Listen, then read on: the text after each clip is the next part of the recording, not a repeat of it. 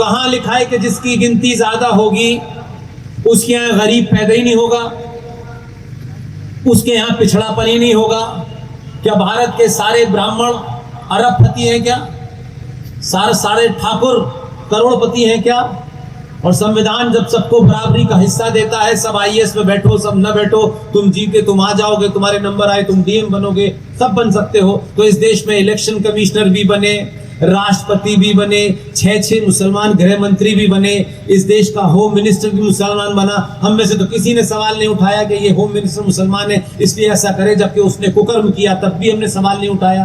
तो फिर जब सब बराबर हैं तो संविधान को धक्का बता करके किन लोगों ने माइनॉरिटी कमीशन बनाया, मुस्लिम पर्सनल लॉ बोर्ड बनाया, मुस्लिम एजुकेशन बोर्ड बनाया, वक्फ बोर्ड बनाया, माइनॉरिटी कमीशन बनाया? फिर ये माइनॉरिटी और मेजॉरिटी शब्द की आवश्यकता ही क्या है जब 42,000 पारसियों को सब ठीक लग रहा है, 1.6% सिखों को ठीक लग रहा है, 92 लाख जैनों के साथ कुछ नहीं हो रहा?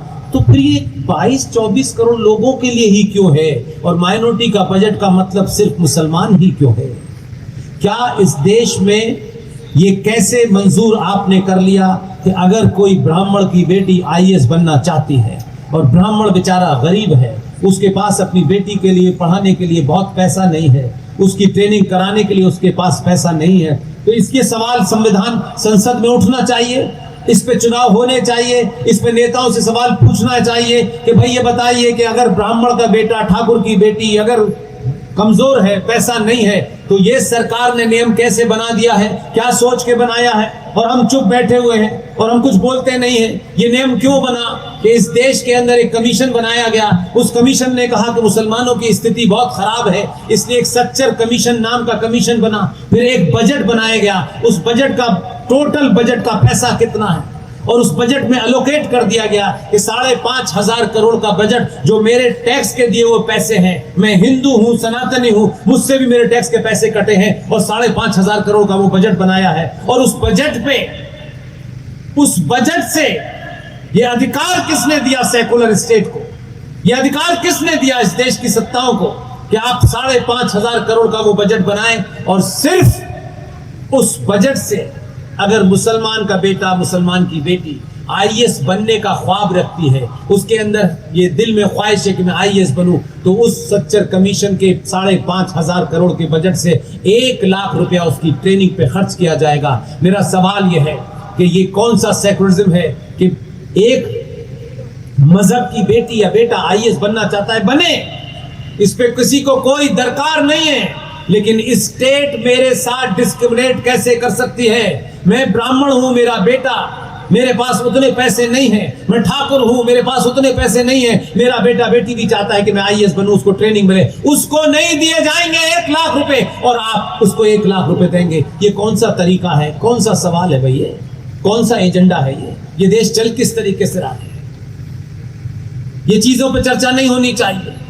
अगर लॉ है तो फिर मजारों पे चढ़ने वाला पैसा, लॉ है तो चर्च पे चढ़ने वाला पैसा, गुरुद्वारों पे चढ़ने वाला पैसा, जो आस्था का पैसा है, ये कैसा लॉ है कि बस मजारों पे जो पैसा चढ़ेगा वहां जाकर चढ़ावा जो आएगा, गुरुद्वारों पे जो आएगा, चर्चों पे जो आएगा, भारत की सेकुलर सरकार उससे पैसा नहीं लेगी? लेकिन मेरे सनातनी हिंदू मंदिरों पर 10 लाख करोड़ रुपया सालाना आता है और सरकार वो पैसा ले जाती है। ये कौन सा तरीका है भाई? मेरे मंदिरों का पैसा मेरा पंडित तय करेगा, मेरे मंदिरों का पैसा शंकराचार्य तय करेगा, इस पैसे का क्या होना चाहिए? अगर कानून है तो सबके लिए बराबर है, ये अब एक तरफ कानून कैसे है? तो लड़ाई लड़ने में ये मुद्दा नहीं बनता है। दाल, रोटी, आटा, चावल, जब तक मानव सभ्यता रहेगी तब तक ये इसकी कमी ज्यादा होती रहेगी। जो असली मुद्दे हैं उसको उठाइए। हर चुनाव आता है, कोई साड़ी बांट देता है, कोई कुछ दे देता है, 2 रियायतें मिल गई, हमें ये भी दे दो। हम भिखमंगों की तरीके से वो लेते हैं और वोट दे देते हैं। वोट का अधिकार जिसको आपने इतना सस्ता समझ लिया है, उसको 2 रुपए किलो चावल में मत बेचो।